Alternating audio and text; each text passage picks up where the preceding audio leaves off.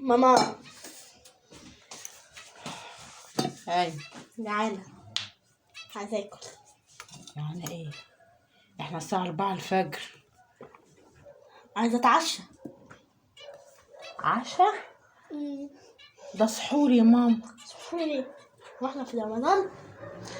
ما هو لسه انا كنت لسه جايلك في الكلام مع بعض. لسه كنت جايلك في الكلام، رمضان لسه ما جاش. طب انا اعمل ايه يا ماما؟ انا جعانة برضو. الواحد ما ياكلش؟ لا يا ماما نامي خفيفة، انت حبيبتي متعشية بقالك 4 ساعات. لازم انام معبية. معبية؟ اه بس بيئة خالص، بيئة. شكرا. امال مين يا بنت اللي كان الحواوشي والرغيفين الزيادة اللي انا كنت عاملاهم على جنب؟ شني. مش انا. عينيكي فضحتك يا هاني. مش انا. مش عارفه اعمل ايه يا حرفيا. جماعه، يعني الواحد يعمل اكل وبعد كده يعمل اكل اضافي، ينفع الكلام ده؟ وانتي واخدة معاكي بقرة هنا؟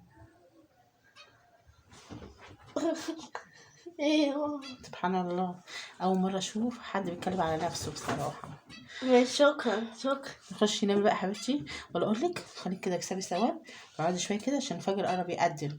حتى تطلعي كده بركعتين ثواب طب جنة. هاكل بس قبل الفجر عشان ايه؟ عارفة اصلي كده في روقان. انا هقفل يا جماعه عشان هرتكب جريمه دلوقتي. لا. سلام يا حبايبي، سلام.